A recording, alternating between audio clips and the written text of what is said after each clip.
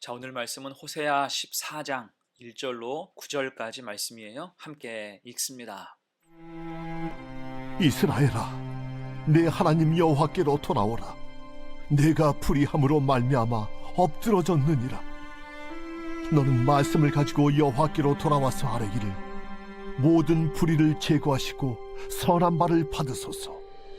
우리가 수송아지를 대신하여 입술의 열매를 주께 드리리이다.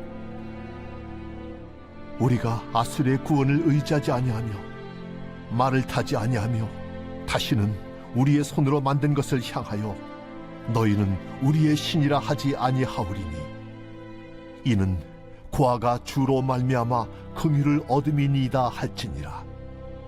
내가 그들의 반역을 고치고 기쁘게 그들을 사랑하리니 나의 진노가 그에게서 떠났음이니라.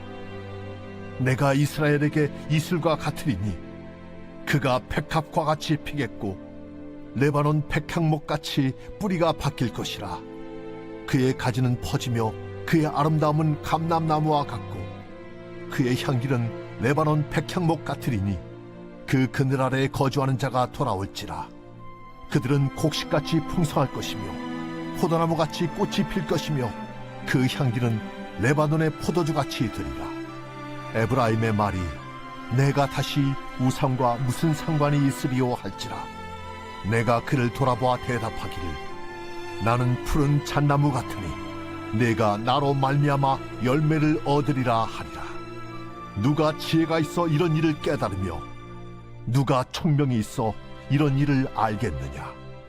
여호와의 도는 정직하니 의인은 그 길로 다니거니와 그러나 죄인은 그 길에 걸려 넘어지리라. 여호와께로 돌아오라 라는 제목으로 말씀 증거합니다. 오늘 우리가 읽은 말씀은 호세아서의 마지막 부분이죠.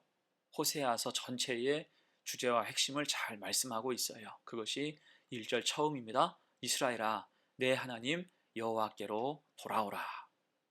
자, 돌아오지 않으면 그 길, 여호와의 길에서 넘어질 수밖에 없다는 거예요. 그래서 맨 마지막 9절 하반절이 중요하죠. 여호와의 도는 정직하니 의인은 그 길로 다니거니와 그러나 죄인은 그 길에 걸려 넘어지리라. 아멘.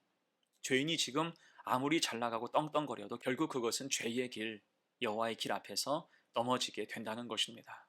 자, 그래서 9절 처음에 하는 말씀이 중요하죠. 누가 지혜가 있어 이런 일을 깨달으며 누가 총명이 있어 이런 일을 알겠느냐.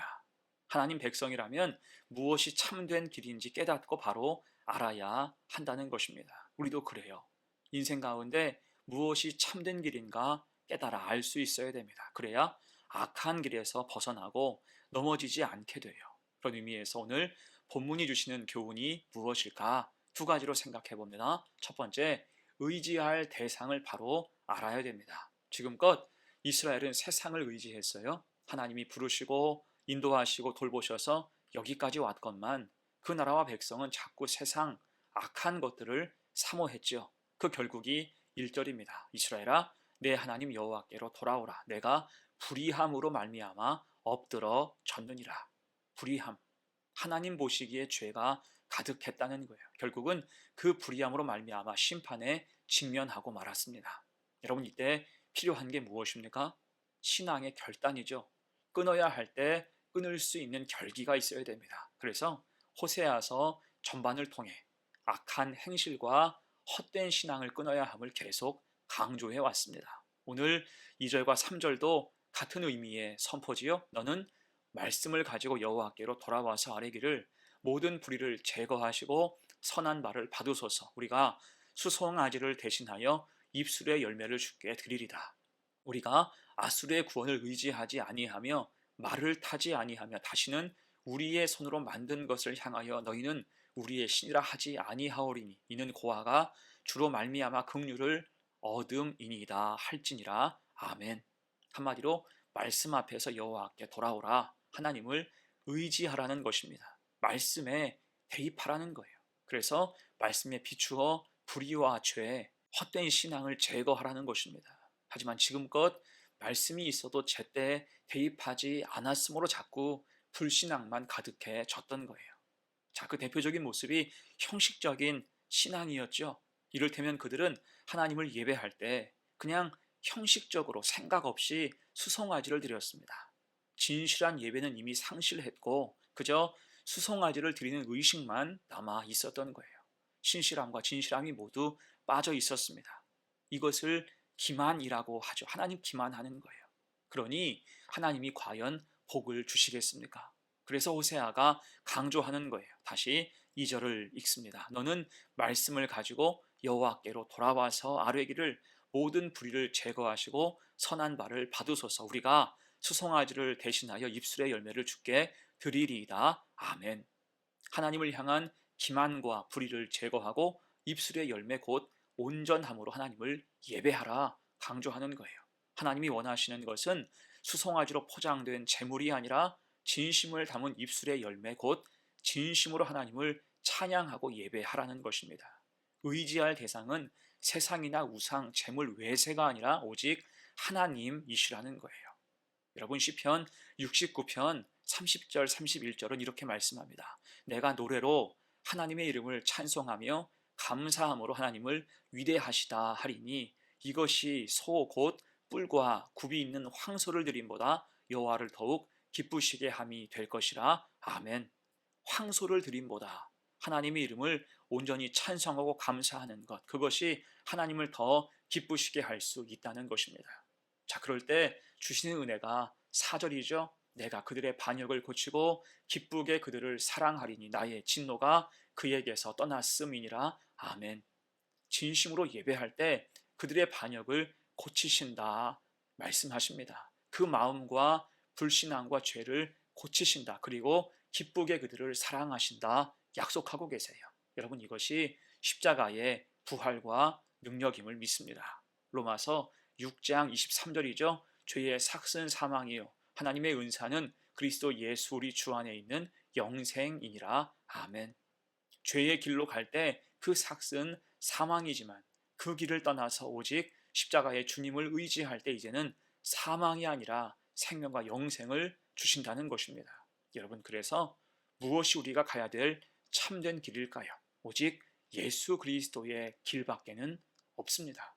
말씀을 대입하여 우리 속의 불의를 제거하며 대신 길과 진리와 생명 되시는 주님을 의지해야 하는 거예요.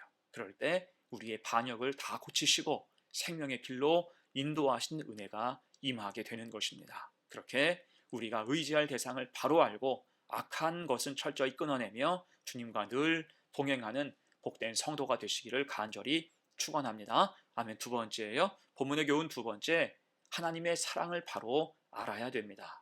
여러분, 하나님은 사랑의 하나님이시죠.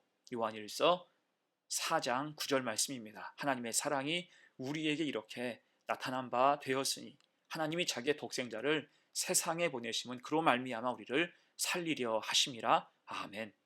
연결해서 오늘 본문도 하나님의 그러한 사랑을 강조하죠. 5절로 7절까지 말씀 봅니다. 내가 이스라엘에게 이슬과 같으리니 그가 백합화 같이 피겠고 레바논 백향목같이 뿌리가 박힐 것이라. 그의 가지는 퍼지며 그의 아름다움은 감람나무와 같고 그의 향기는 레바논 백향목 같으리니 그 그늘 아래에 거주하는 자가 돌아올지라. 그들은 곡식같이 풍성할 것이며 포도나무같이 꽃이 필 것이며 그 향기는 레바논의 포도주같이 되리라. 아멘.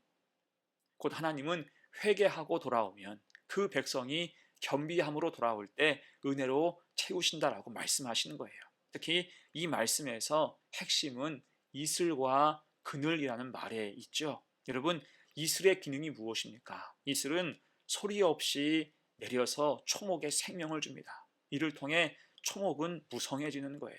또한 그늘은 무엇입니까? 그늘은 넉넉함을 상징해요. 폭염에 지친 사람이 쉬어갈 수 있게 하는 것입니다. 곧 하나님이 우리 인생 가운데 친히 이슬과 그늘이 되신다 약속하세요. 그 은혜 아래에 있을 때 비로소 아름다운 감람나무와 같고 향기나는 레바논 백향목과 같은 능력 있는 성도가 될 수 있다는 것입니다. 거기에 생명과 평안이 있기 때문이겠죠. 여러분 그래서 우리는 어떻게 살아야 될까요?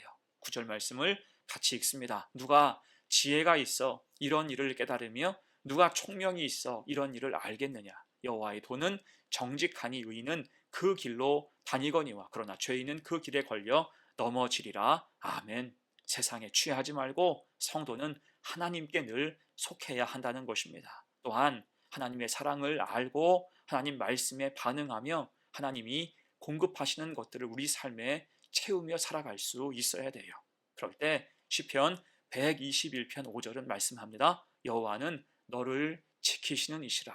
여호와께서 내 오른쪽에서 내 그늘이 되시나니 낮에 해가 너를 상하게 하지 아니하며 밤의 달도 너를 해치지 아니하리로다. 아멘.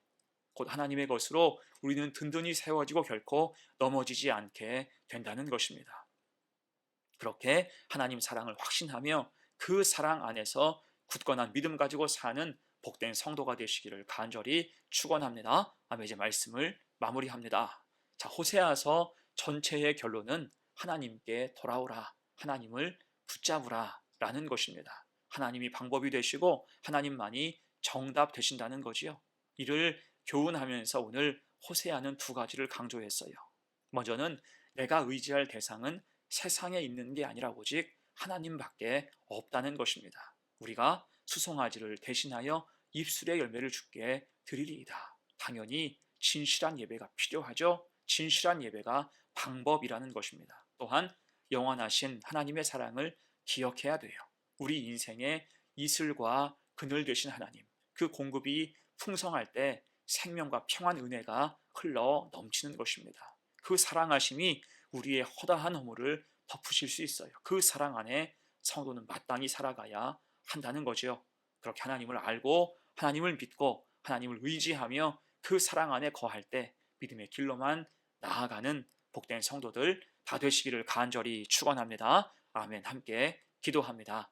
은혜로우신 하나님, 하나님의 선하심을 맛보아 알게 하옵소서.